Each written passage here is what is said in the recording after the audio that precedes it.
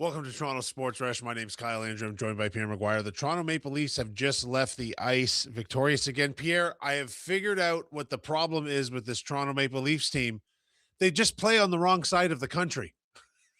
Kyle, it's amazing. You go into Vancouver, you win. It's a hard fought win, but you win. You go into Calgary again, you get a good substantial lead, but it's a hard fought win. You go into Edmonton, you feel pretty comfortable. All of a sudden, they tie the game. Then you get a two-man power play, 5-on-3 for almost a full 2 minutes, and the Leafs take advantage of it on it. I thought spectacular Yeah. power play goals. So the truth of the matter is the power play made a difference in this game. But you're right, time zone travel matters. The Leafs seem comfortable playing out west. They really do. Well, we could hear it in the stands tonight. They had the usual contingent of fans in another Canadian building. But, I thought of the three games on this road trip, tonight was their best effort. This is the best game we've seen out of Stellars in quite a long time. Mm. And this is before the recent losing streak, this is exactly how this team was playing when everyone's like, oh, it's fine, things are fixed. And then they go on that big losing streak. Now they're on this little winning streak going into the Olympic break. I don't know what to make of this hockey team anymore because I thought they looked all in all very good tonight on the ice. I love the sense of urgency. There was second Yeah. effort, there was third effort, there was shot blocking, there were guys playing discipline. Kyle, it was a different team than what we're used to seeing. I mean, you're right. Before they went out on this trip, you're like, okay, this thing is dead and buried. They're not going to get going. Yeah. They go into Seattle, they lose a game, and everybody's like, okay, it's done. But I like the second effort in Vancouver. I thought the effort in Calgary was good, but tonight was their best effort. Yeah. There was pace to the game. There was pushback to the game, and you're spot on about Anthony Stolarz. Anthony Stolarz made a match. How about that save on Draisaitl? I was The just going to game's say that. still in doubt. That's a spectacular save. If he doesn't make that save, who knows? We might be having a different conversation right Yeah, that's a McDavid to Drysaitel pass across the head. That's a video game goal every single time, and he got across to stop that. now. And it's just the performance he hasn't been able to deliver for this team. But this team is the sum. The failures this season are the sum of a group effort. It's never been one or two guys, but when they click, this is like the team we talked about. They can play with anyone when they click. All of a sudden, after a bad stretch, a little bit of a bad stretch, Nylander's absolutely all over the ice, defensively, offensive. He's been, probably their most consistent production guy this year, but he's Mhm. had moments where he hasn't looked like himself. Last couple of games, all over the ice. He's been great defensively, he's been great offensively, and it doesn't just end with him. No, how about, McMahon, Bobby McMahon? He Yeah. must have been reading all the newspapers because he probably doesn't wanna get traded. He goes back to Wainwright, Alberta. Well, not Wainwright, but he goes back to Alberta. He's from Wainwright, and he puts on a real good show playing with, Matthews and playing with Domi. I thought he was a great forechecker. I thought he took advantage of his opportunities. He played with tempo. He looked like a big player on the ice. I thought he was outstanding. On the back end, they're playing without Morgan Riley. I know some fans cryptically will say, oh, yeah, they're better without Morgan Riley. Let's be fair.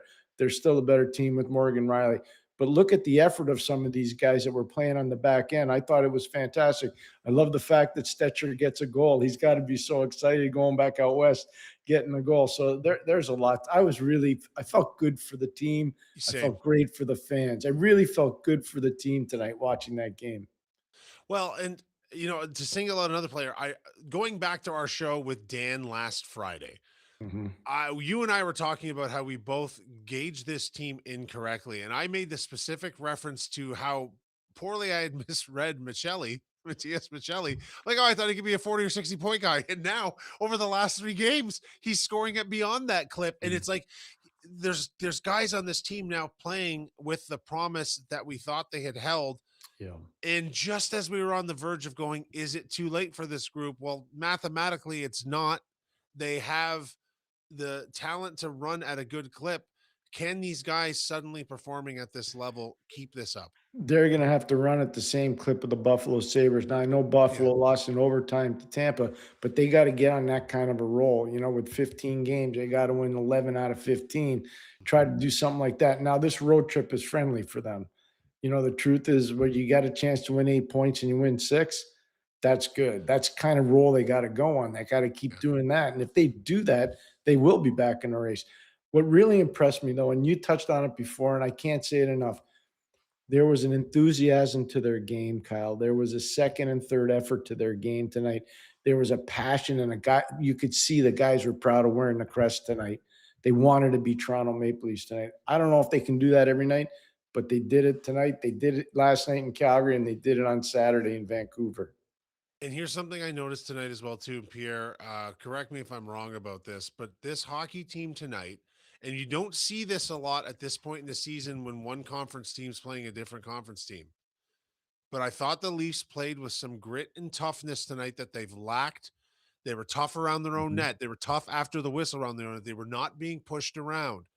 There was fights. There was all of the elements of a hockey team that is, as you say, playing for the crest on the chest. Brandon Carlo's exhibit A of what you're talking about. He has the hit on Connor McDavid in the neutral zone.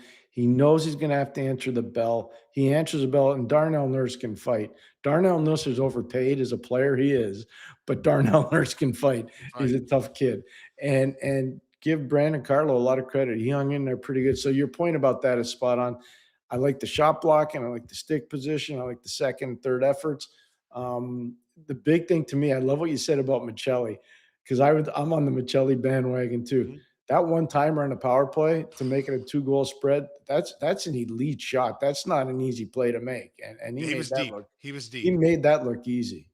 Yeah, and you can't forget about Domi's pass across the ice on that. That was absolutely tape to Yeah. tape through traffic. Beautiful play, but again, it's just I would love to. It's so hard at this point in the Leafs season to single out guys for individual performance because that's the last thing this team needs. This team needs a collective. Well, whatever has Sure. happened over these last 3 games, coming off of that terrible run they were on, they need a collective uh, breath of fresh air across the board on this team. But you could see the smiles on the faces between whistles and stuff. And again, they just seemed happier to be on the ice. And I don't know if because half of them are going to be in Mexico in 3 days, but who really knows? It doesn't matter what it is. And you wonder with this 3 game momentum right now, is the break coming at a bad time for this team? Uh, Probably not. They probably need a little bit of mental and physical rest for a lot of them. What's interesting is Johnny Tavares is playing probably as efficiently as any player in the league. Mhm. I don't know how much even people are acknowledging how well he's playing. And you can see that just the chemistry that he has with Michelli and Nylander, it makes a huge difference. It takes so much pressure off of Austin Matthews.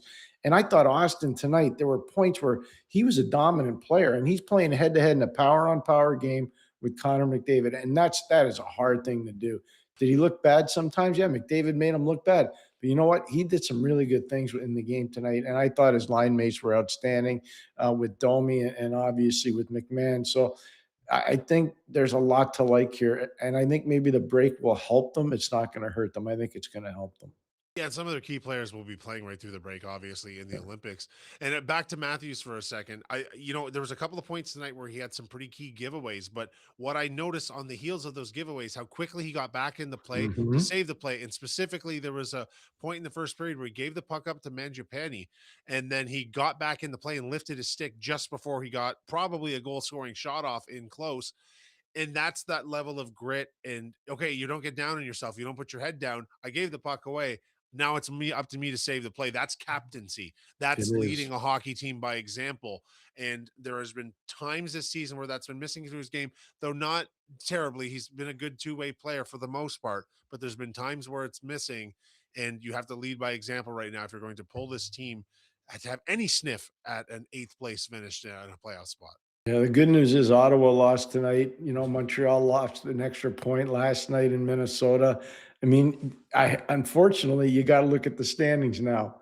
Yeah, If you you're do. Toronto, you're looking at the games every single night, and you're watching the scoreboard, and then you're studying the standings. So that's kind of where you are. But no, you're right. Second and third efforts are going to get this team back in. They got to have the same. Stolarz was exceptional.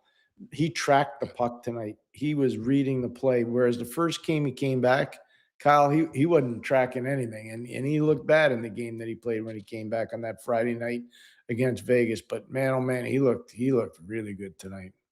How much of the effort we have seen over these last 3 games do you think is on a personal level with these players, a response to the many trade rumors about rebuilding and blowing things up and which guys should move, which guys should stay, similar to when a coach was fired earlier this season? Yeah, well, when Mark Savard got fired, everybody was wondering about where they stood, and the power play has gotten better since he got fired. There was a level of, I think, guilt and also Hmm. professional pride.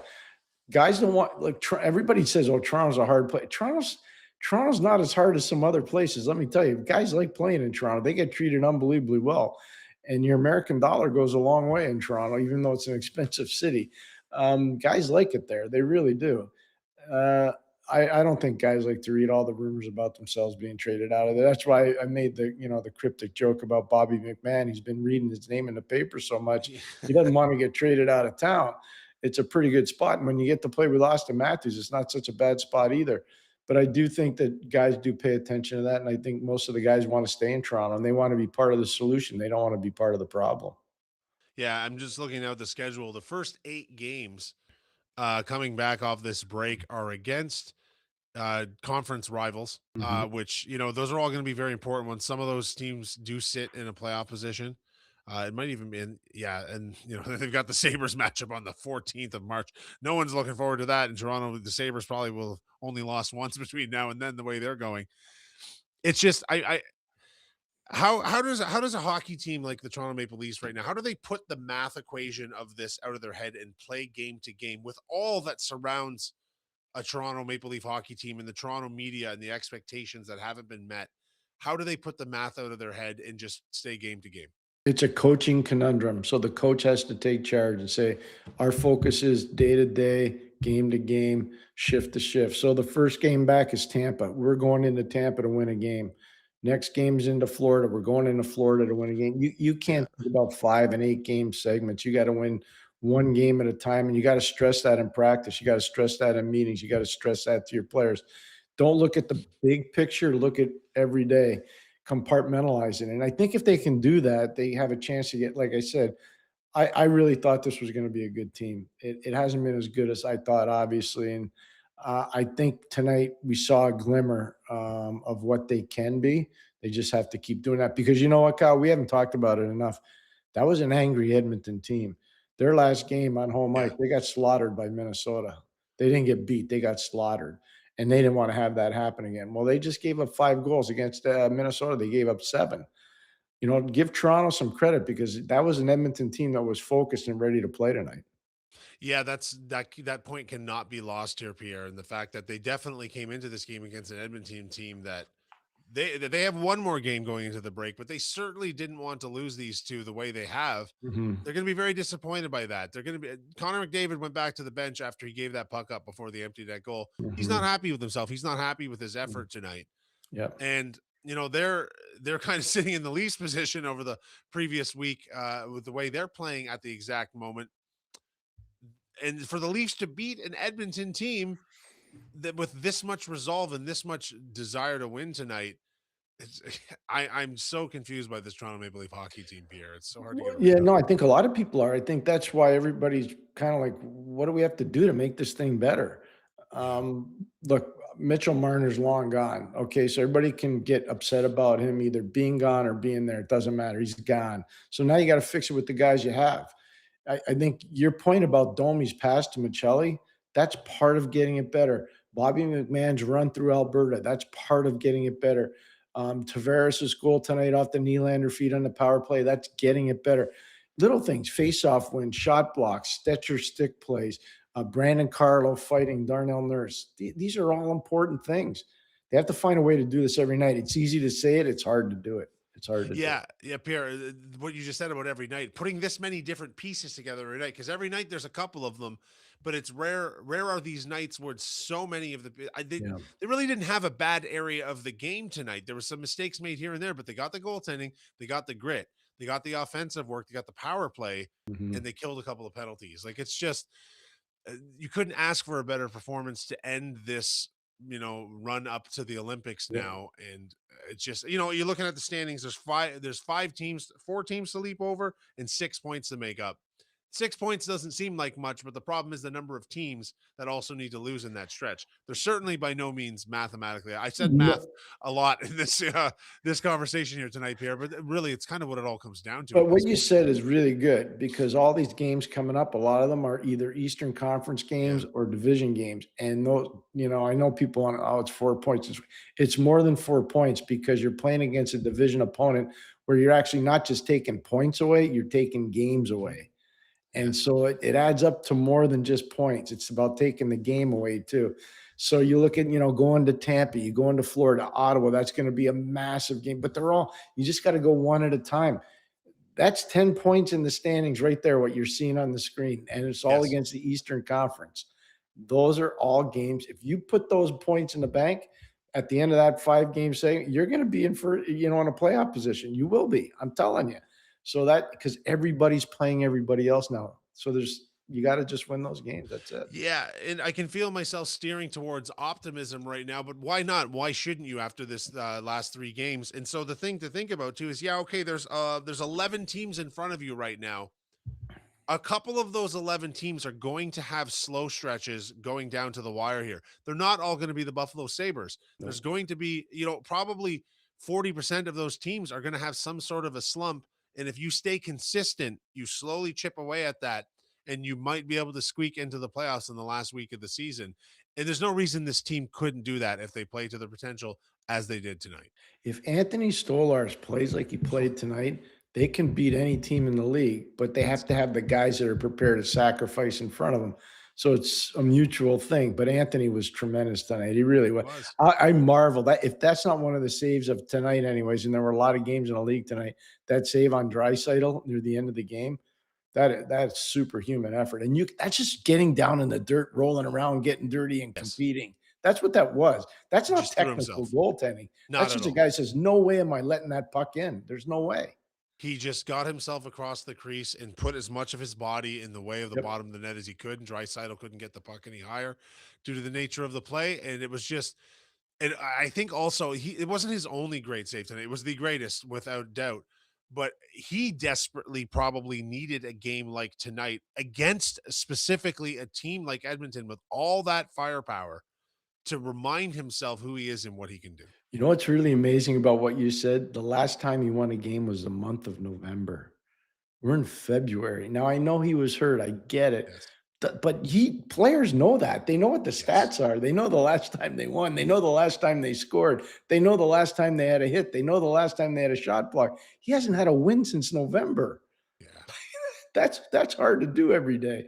You don't not know that when you play in Toronto. Like there's no hiding from these things. Don't worry. Your teammates may not tell you. Your coach may not tell you. But the guy at the grocery store is going to tell you.